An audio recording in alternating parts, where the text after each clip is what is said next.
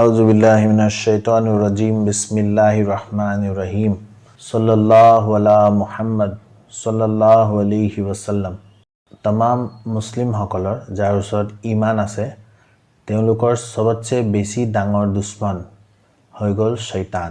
এতিয়া শয়তান এনেকুৱা এটা দুশ্মন খাস কৰি যাৰ ওচৰত ঈমান আল্লাহ ৰাব্বুল ইজ্জতে যাক ঈমানৰ তোহফা দান কৰিছে তেওঁলোকৰ কাৰণে শয়তান ইমানেই ডাঙৰ দুশ্মন যে হি মানুহ জন্মৰ পৰা একদম মৰাৰ আগলৈকে হি কেতিয়াও সেই মানুহজনৰ লগ এৰি নিদিয়ে। কবৰৰ ভিতৰতো যেতিয়া মনকি নেকিৰ আহি প্ৰশ্ন কৰে মানুহজন যেতিয়া ঢুকাই যায় সেই তাতো আহি পিনি শয়তানে ধোকা দিয়াৰ চেষ্টা কৰে। ইমান ডাঙৰ দুশ্মন আৰু শয়তানৰ হাৰবা কোনো সৰু সুৰা নহয়। এতিয়া মানুহ আমি সচৰাচৰ বুজি পাওঁ যে যাৰ যিমান বেছি এক্সপিৰিয়েন্স হি সিমান বেছি নিজৰ কামত পাৰ্গত হৈ যায়। এতিয়া চাকৰি এটা বিচাৰি গ'লেও সবে প্ৰথমতে বিচাৰিব কিমান বছৰৰ এক্সপিৰিয়েন্স, তাৰমানে যিমান এক্সপিৰিয়েন্স বেছি হ'ব তাৰ সিমান কোৱালিফিকেশ্যন বেছি। গতিকে শয়তানৰো এক্সপিৰিয়েন্স ইমান বেছি। আপুনি চাওক যেতিয়া বাবা আদমক জান্নাতত বনাই পিনি ৰাখা আছিল সি সেই দিনাৰ পৰা নিজৰ কাম আজিলৈকে কৰি আছে। গতিকে তাৰ কিমান বেছি ডাঙৰ এক্সপিৰিয়েন্স হ'ব, কিমান বেছি এক্সপিৰিয়েন্স হ'ব, হাজাৰ হাজাৰ বছৰৰ তাৰ এক্সপিৰিয়েন্স আৰু কিমান বেছি মানুহক সি ৰাস্তাৰ পৰা বিপথে পৰিচালিত কৰি দিছে। গতিকে তাৰ ওচৰত সব টেকনিক আছে। হি কেতিয়াও সব মানুহক একেটা টেকনিকেদি কাম নকৰে। হি বেলেগ বেলেগ টেকনিকেদি সব মানুহক বিপথে পৰিচালিত কৰিবলৈ চেষ্টা কৰে। সবতছে ডাঙৰ শয়তানক ভয় কৰিবলগীয়া এইটো কথা যে শয়তানে কেতিয়াও আধাতে এৰি নিদিয়ে। এতিয়া ধৰি লওক কোনোবা এটা নামাজ পঢ়িব যাব বিচাৰিছে, শয়তানে বোলে চেষ্টা কৰিলে যে হি নামাজ পঢ়িব নাযাওক, খুব চেষ্টা কৰিলে কিন্তু মানুহজনক নোৱাৰিলে, হি নাই মই নামাজ পঢ়িব যামেই, মানুহজন লাহেকে নামাজ পঢ়িব গুচি গ'ল। এতিয়া এনেকুৱা নহয় যে শয়তানে এৰি দিব মই নোৱাৰিলোঁ আৰু দেহ নামাজ পঢ়িব গ'ল আৰু এনেকুৱা নহয়।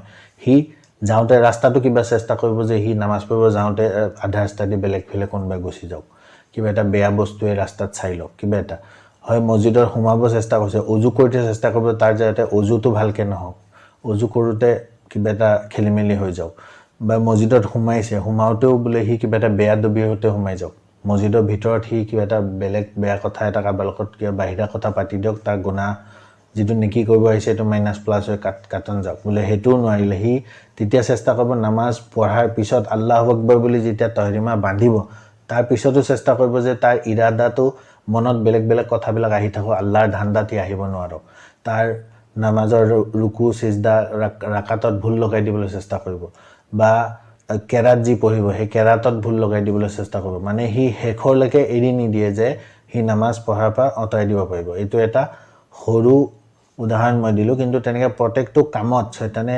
ষ্টাৰ্টিঙৰ পৰা ধৰি শেষৰলৈকে এৰি নিদিয়ে, লগতে লাগি থাকিব। গতিকে এই শয়তানৰ পৰা বাচাটো ইমান এটা সহজ কথা নহয়। শয়তানৰ পৰা সেইসকলে বাচিব পাৰিব আল্লাহ ৰাব্বুল ইজ্জতে যাক নিজৰ ফজল কৰমৰ ভিতৰত ৰাখি ল'ব। নহ'লেতো শয়তানৰ পৰা বাচাটো বহুত ডাঙৰ ডাঙৰ আউলিয়া আল্লাহ আছিলে যোনে বহুত ডাঙৰ মৰ্তবা আল্লাহ ৰাব্বুল ইজ্জতৰ ওচৰত পাই লৈছিলে, তথাপিও শয়তানে সেই মৰ্তবাৰ পৰা সিহঁতক নমাই দিছে। এনেকুৱা ডাঙৰ শয়তানৰ নিজৰ খেল। গতিকে এই শয়তানৰ পৰা বাচিবলৈ আল্লাহ নবীয়ে 3টা উপায় দিছে আমাক। আছেতো বহুত, কিন্তু 3টা বহুত খাস বহুত ইম্পৰ্টেণ্ট উপায়। এই উপায়কেইটা যদি কোনোবাই নিজে এডপ্ট কৰি লয় ইনশাআল্লাহ আল্লাহ ৰাব্বুল ইজ্জতে সবকে আমাক শয়তানৰ পৰা বচাই দিব। তাৰ ভিতৰত প্ৰথম উপায়টো হৈ গ'ল আয়াতুল কুৰচি। এতিয়া যিসকলে আয়াতুল কুৰচি নিজৰ জীৱনত আনি ল'ব, এতিয়া প্ৰত্যেক সময়তে আয়াতুল কুৰচি পঢ়িব, আল্লাহ ৰাব্বুল ইজ্জতে তেওঁলোকক শয়তানৰ পৰা মেহফুজ কৰি ল'ব। এতিয়া আয়াতুল কুৰচি পঢ়িব লাগে প্ৰথম হৈ গ'ল প্ৰত্যেক 5 ওয়াক্ত নামাজৰ পিছত, মানে ফৰজ কিৰাকাত পঢ়াৰ পিছত আয়াতুল কুৰচি এবাৰ পঢ়িব লাগে। দ্বিতীয়তে হৈ গ'ল যেতিয়া কিবা এটা নতুন কাম আৰম্ভ কৰিবলৈ ষ্টাৰ্ট কৰিবলৈ লৈছে তেতিয়া আয়াতুল কুৰচি এবাৰ পঢ়ি ল'ব লাগে। আৰু ৰাতি শোৱাৰ টাইমত, সেইটোতো একদম লাজমি বহুত ইম্পৰ্টেণ্ট, ৰাতি শোৱাৰ টাইমত আয়াতুল কুৰচি এবাৰ পঢ়ি পিনি শুই ল'ব লাগে, শুই যাব লাগে। আল্লাহ নবীয়ে কৈছে যে সেই মানুহজনক আল্লাহ ৰাব্বুল ইজ্জতে শয়তানৰ পৰা মেহফুজ কৰি ল'ব। দ্বিতীয় কথাটো হৈ গ'ল আউযুবিল্লাহি মিনাশ শাইতানিৰ ৰাজিম বিসমিল্লাহিৰ ৰহমানিৰ ৰহিম। এইটো যোনে পঢ়িব প্ৰত্যেকটো কামত যোনে বিসমিল্লাহ বুলি কৈ পিনি কামটো আৰম্ভ কৰিব সেই কামটো আল্লাহ ৰাব্বুল ইজ্জতে শয়তানৰ পৰা বচাই দিব। কোনোবাই কিতাপ পঢ়িব লৈছে, কিতাপ পঢ়োঁতে বিসমিল্লাহিৰ ৰহমানিৰ ৰহিম, কোনোবাই বিচনাত উঠিছে বিসমিল্লাহিৰ ৰহমানিৰ ৰহিম, কোনোবাই ঘৰৰ দৰ্জা লগাইছে বিসমিল্লাহিৰ ৰহমানিৰ ৰহিম। এতিয়া প্ৰত্যেকটো কথাৰ পিছফালে এটা এটা হাদিছ আছে, মই বেছি দীঘল কৰা নাই।